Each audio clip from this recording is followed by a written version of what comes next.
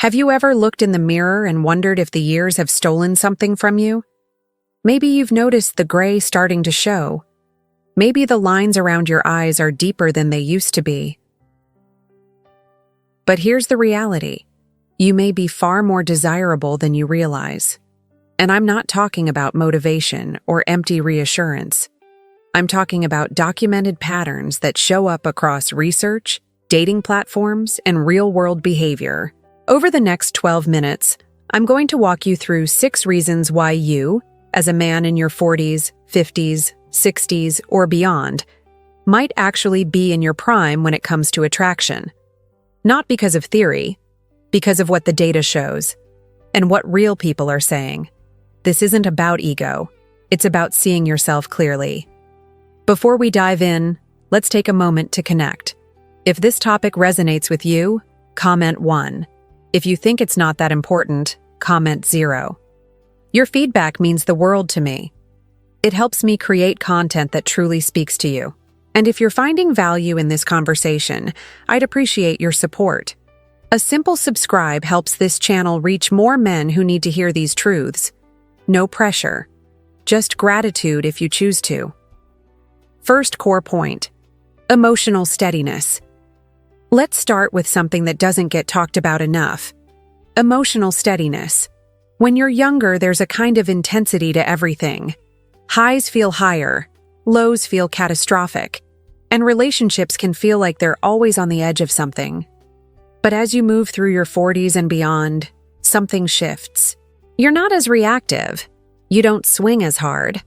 You've seen enough to know that most problems don't require panic. And here's what matters. People notice.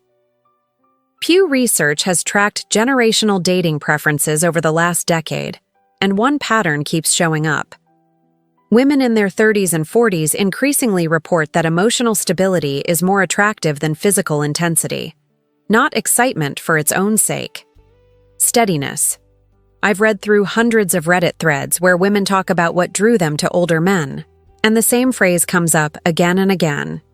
He doesn't make everything a crisis. That's not a small thing. If you've been through a divorce, a career shift, a health scare, or just the slow grind of building a life, you've learned how to hold yourself together. You know what's worth worrying about. And you know what isn't. That's not just maturity. That's magnetic. It signals safety. It signals that you won't crumble when things get hard. And that matters more than you think. This is more common than you realize. A lot of men in your stage of life underestimate how much value that brings. Second core point: financial stability. Let's talk about money, not bragging about it, not using it as leverage, just the simple reality that you've probably built something by now. Maybe you own your home. Maybe you have savings. Maybe you've figured out how to live within your means and still enjoy life. That's not shallow. That's security. A study from the American Psychological Association found that financial stress is one of the top 3 causes of relationship breakdowns. And when someone meets you and realizes you're not drowning in debt, not scrambling every month, not one emergency away from collapse, that registers. It's not about being rich. It's about being stable. I've seen this play out in comment sections across YouTube and dating forums. Women talk about meeting men who have their lives together, and what they emphasize isn't the car or the house.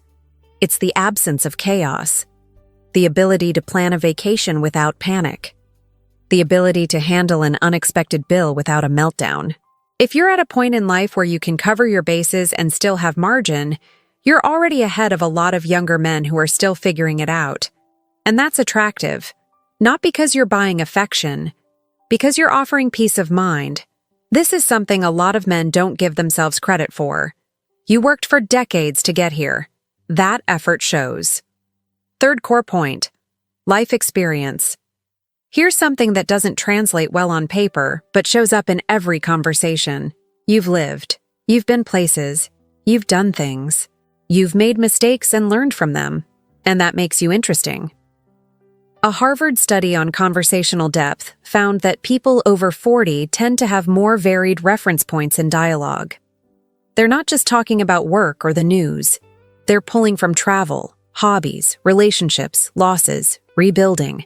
That depth is compelling. I've scrolled through thousands of comments on relationship content, and one theme keeps surfacing. Women say they feel bored in conversations with younger men who haven't lived enough yet to have perspective.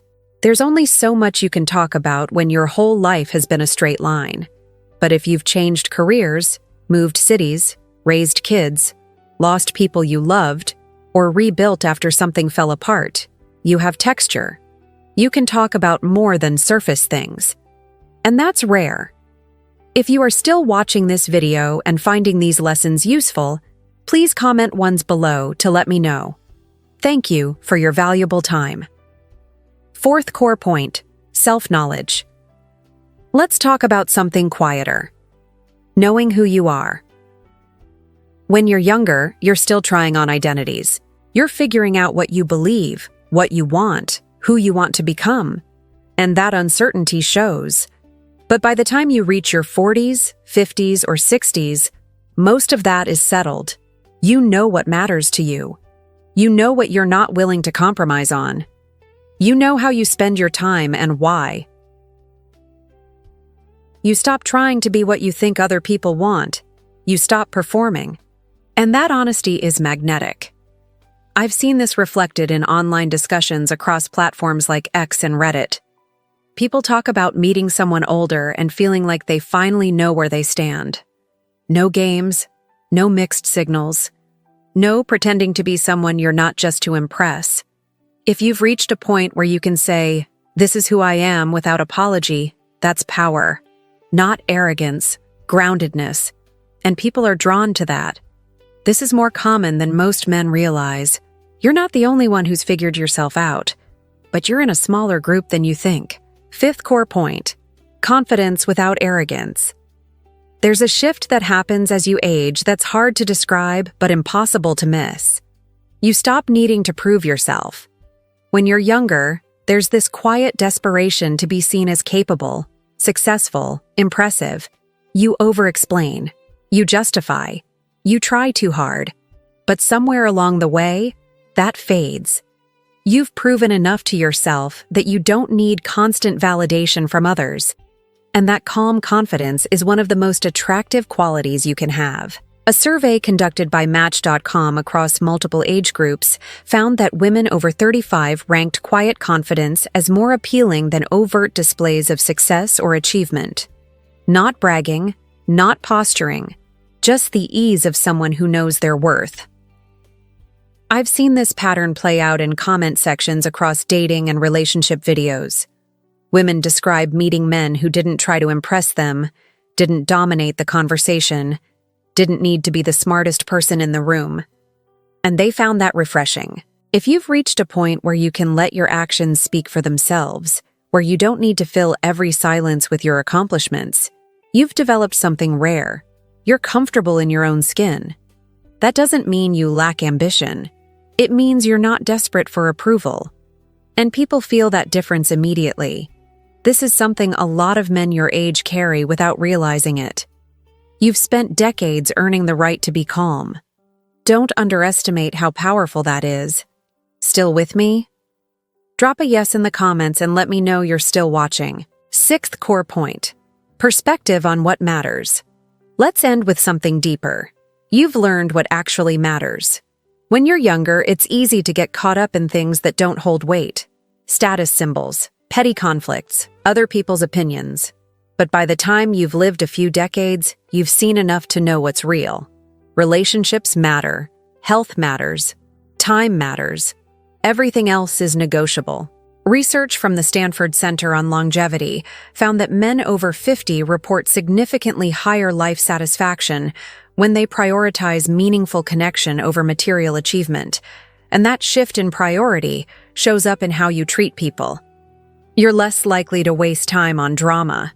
You're more likely to invest in depth over breadth. You're more present because you know how quickly time moves. I've read through countless threads on platforms like Reddit and X where people talk about dating older men.